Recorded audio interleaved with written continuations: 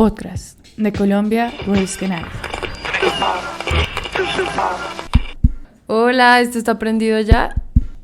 Somos Economía para la People y nos tomamos el podcast. Vamos a analizar la noticia del momento. Todos los embalses llenos y repletos estemos pagando 400 pesos kilovatio hora, como si no tuviéramos agua generando energía. Pero ¿cómo así que apagón financiero? Pues las empresas proveedoras de servicios energéticos se están enfrentando a una situación de apagón nacional y no porque les falte energía, sino por problemas financieros. Y no, espera, ¿las empresas qué?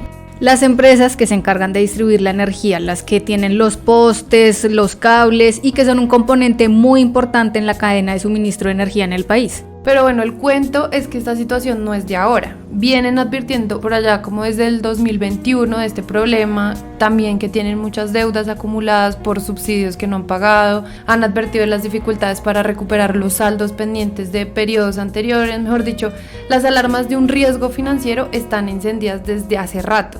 Y la situación parece que no tiene un rumbo claro, pues aunque se ha advertido desde 2021, el gobierno actual no ha tomado medidas necesarias y en cambio pues aplazó incluso la primera subasta de energía.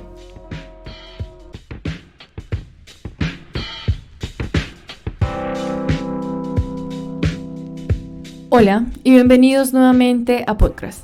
Yo soy Catalina Bobadilla y hoy están conmigo dos de las tres mentes detrás de Economía para la People, Angélica Gómez y María Camila González. Bienvenidas. Hola. Y desde Colombia Risk Analysis, la investigadora Daniela Rueda y la politóloga Paola Morales. Hola Catalina, ¿cómo estás? Hola Catalina, encantada de estar hoy por primera vez. Hoy hablaremos sobre la alerta de crisis energética, el posible apagón a causa de los problemas de liquidez que tienen varias de las empresas que llevan energía a los hogares y de los riesgos que esto puede generar al país. En los últimos días, los titulares hablan de una crisis en el sector energético, de posibles apagones. ¿Por qué hoy se habla de esa crisis? ¿Se está reviviendo un debate? Bueno, Catalina, pues son varios los sucesos que han llevado al incendio. Por un lado, un informe de XM reveló que un aproximado de 36 compañías que representan alrededor del 38.7% del suministro energético de todo el país correrían el riesgo de colapsar. Anteriormente, ya se había advertido sobre la falta de pago de obligaciones por parte de empresas de energía. Ante esta situación, precisamente la CREG, Comisión de Regulación de Energía y Gas, ha emitido una resolución que permite flexibilizar los tiempos de pago hasta abril del siguiente año, con el fin de asegurar el cumplimiento de obligación y garantizar el servicio durante el actual fenómeno del Niño. Por otro lado, la multinacional canadiense Brookfield, que es la principal accionista de Isagen aquí en Colombia, expresó en una carta su preocupación por los riesgos que enfrentaría debido a cambios que el Ministerio de Minas implementa. En la carta que les estoy mencionando, los dueños afirman que los cambios muy probablemente perjudiquen los derechos y expectativas de los inversionistas extranjeros y además por un proyecto, el proyecto de resolución CREG 701017, que es el que busca introducir modificaciones en el mercado mayorista de energía eléctrica. Se afecta entonces la percepción de autonomía de la CREG y disminuye la confiabilidad en la matriz energética del país. Pero eso no es todo, Catalina. Las inquietudes en el sector energético ya están pasando factura. Hay una compañía francesa de energías renovables que se llama EDF Renewables, ya decidió retirarse de un proyecto de energía solar en Colombia, que se encontraba ubicado específicamente en Girardot. Las razones se centran en los retrasos en la obtención de permisos y en licencias ambientales por parte de entidades locales. Sumado a esto, existen otras preocupaciones relacionadas a los cambios regulatorios y fiscales. Bien sabemos que la reforma tributaria tiene un impacto negativo en las empresas hidroeléctricas porque se ven obligadas a pagar un impuesto de renta del 38%. Una de las regiones más afectadas por fallas en la energía y altos costos ha sido el Caribe colombiano.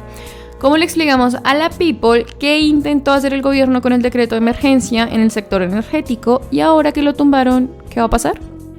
Bueno, pues ahí lo primero que tenemos que explicar y específicamente en el caso del Caribe colombiano, que es el que estamos hablando ahora, es que es una región en la que hay un problema tanto de demanda, es decir, tanto de qué tanto la gente necesita la energía o la puede consumir o la está pidiendo a los generadores y a los distribuidores, Y por otro lado está el tema de pues qué tanta energía se puede entregar a esa zona, qué tan difícil es, y eso qué significa en términos de los costos, ¿no? Entonces, en el caso de la Costa Caribe, por ejemplo, veníamos de la liquidación de Electricaribe, que fue una empresa que durante mucho tiempo no hizo las inversiones necesarias en infraestructura, y entonces había muchos apagones justamente. Entonces las empresas nuevas que entraron allí lo hicieron con la promesa de que se les compensara por hacer esas inversiones, entonces eso subió la tarifa, pero además evidentemente el calor hace que se consuma mucha más energía en esa zona, y tenemos gente que se cuelga de la red porque considera que las tarifas son muy altas, porque no es justo, porque son pobres, otros que son ricos y porque todo el mundo se cuelga, pues yo me cuelgo, y otra serie de situaciones, y entonces luego llega la pandemia que se congelan las tarifas y luego empiezan otra vez a subir los precios para compensar ese congelamiento, pero además suben porque por la situación internacional, entonces empieza a ser más costoso el gas y empieza a subir la inflación también, porque nos empezamos a mover más y a demandar más energía, entonces como que se hace un cóctel perfecto de situaciones tanto en el país como en la Costa Caribe, que es un poquito más grave por este asunto de Electricaribe y demás, y entonces ahí entra el gobierno con sus decretos. Entonces ahí el cuento es que, pues no sé si ustedes se acuerdan, pero hace unos meses todo el gobierno se fue hasta La Guajira y empezó a gobernar desde ahí un tiempo, y lo que hicieron fue declarar un estado de excepción, y eso le permite al gobierno sacar unos decretos que de otra manera tendría que pasar por el Congreso, y eso, digamos, le permite agilizar, sacar cierto tipo de decretos. Entonces lo que pasó es que sacaron pues varios de otros temas, pero 3 de ellos eran sobre el tema energético en esa zona del país, ¿no?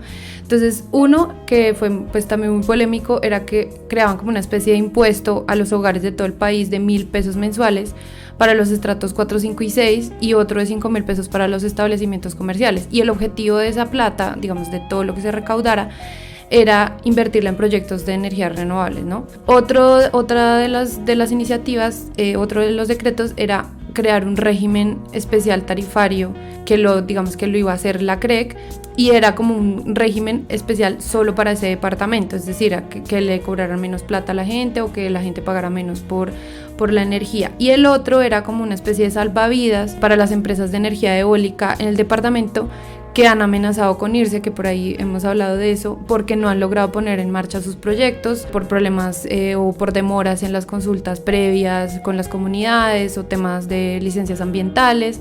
Entonces digamos que les ponían como un alivio para esas empresas. Ahora, ¿qué pasó? La Corte Constitucional tumbó este estado de excepción y esos decretos que lanzó el gobierno, entonces ahí queda como un poquito en suspenso esas iniciativas que de alguna manera buscaban aliviar pues el bolsillo de la gente y también ayudar de alguna manera a las empresas. ¿Qué dice el gobierno? Que van a mirar a ver qué van a hacer, que es pues que digamos que ellos tienen como objetivo también se viene una reforma a los servicios públicos, eso quiere decir que también quisieran como meter la mano ahí para bajar los precios, pero por ahora eso no está muy claro.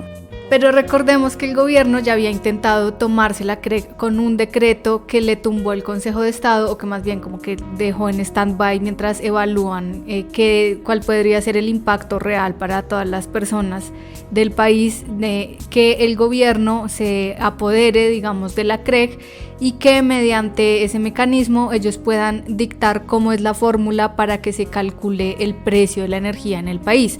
El objetivo del gobierno con ese decreto era decir: ustedes están especulando demasiado empresas, entonces yo les quito este pedazo que puede ser la especulación, y con eso bajan las tarifas y todo el mundo es más feliz porque paga menos por el precio de la energía. Este fin de semana, 14 exministros, y entre ellos Juan Camilo Restrepo, quien fue ministro de Minas durante el apagón de 1992, presentaron una carta al presidente Petro en la que alertaron los riesgos de la actual situación del sector. ¿Qué respondió el gobierno sobre este apagón financiero? Las diversas situaciones fueron motivo suficiente para que el presidente Gustavo Petro comenzara a cazar peleas con las empresas y básicamente con todo el mundo. Mediante su cuenta de X, anteriormente la conocíamos como Twitter, Petro dijo que la deuda acumulada por las distribuidoras de energía del país se debe a decisiones tomadas durante el gobierno anterior de Iván Duque. Asimismo, afirmó que los usuarios se han visto gravemente afectados debido a que las empresas generadoras han incrementado en gran medida las tarifas. También reprochó las decisiones de un magistrado del Consejo de Estado que básicamente revocó la autoridad constitucional del presidente de intervenir en este tipo de situaciones. Bueno, pues lo que dice el ministro de Minas y Energía actual es que esta crisis en parte se debe a que nosotros seguimos un modelo en el que el servicio de energía se privatizó, en parte como respuesta pues a que el gobierno, que era el que manejaba la mayoría de estas empresas antes del apagón del 92, pues no tuvo la capacidad de gestión suficiente y eso generó el apagón. Entonces se pasó al sector privado y que al Estado se le dejó únicamente como un regulador. Lo otro que dicen ellos es que producto de todo esto pues las empresas piensan es en sus ganancias, en sus utilidades y no en la gente, y que eso ha llevado a que luego se presentara la crisis en la pandemia, en el momento en que se congelaron las tarifas, porque pues era todo un problema, que la gente mucha no tenía empleo porque no podía salir a la calle y había que pagar las facturas. Entonces bueno, y la solución que se pensó que era mejor en ese momento fue congelamos las tarifas y luego las empezamos a subir progresivamente en los años siguientes, que fue parecido a lo que se pensó en otros países. Lo que dice el ministro es que esto pues salió mal porque finalmente la gente y las distribuidoras o comercializadoras son las que están pagando esto y las generadoras siguen con sus balances como siempre, y que entonces pues tiene el problema, además de que las empresas muchas están quejando de que no tienen plata porque tienen que pagarle a las generadoras como si no hubiese pasado nada, y entonces que por eso ellos les dan créditos, pero el problema del crédito es que luego la empresa va a tener que pagarlo aunque tenga un interés subsidiado por el Estado. Y el otro asunto está en las generadoras de energía, que son las que se encargan de, por ejemplo, operar la hidroeléctrica, la generadora, como su nombre lo indica, de energía mediante agua. Entonces ellos lo que dicen es, claro, el Estado es el encargado de regularnos y nos está diciendo que nosotros cobramos un montón, pero por el otro lado tiene una norma súper estricta de cuánta agua, en qué porcentaje del embalse debería estar nuestra agua para enfrentar y poder el fenómeno del niño o de la niña, lo que sea, que sea el caso, que en este momento es niño, o sea sequía, y con eso pues proveer la energía que se supone que deberíamos proveer, pero ese encargo, digamos, está demasiado alto teniendo en cuenta que la demanda de energía, o sea que tanto la gente consume energía, está subiendo un montón y no se han hecho subastas ni han entrado proyectos nuevos suficientes, porque claro, pues lo otro que dicen es, pues ahí entró Hidroituango, pues vale, sí, pero no es suficiente en este momento. Entonces eso también hace que sea mucho más costoso generar la energía, como cumplir con esa obligación y por lo tanto ahorrar energía y agua para el momento en el que la sequía sea más fuerte, y por el otro igual tener que responderle a todos los usuarios.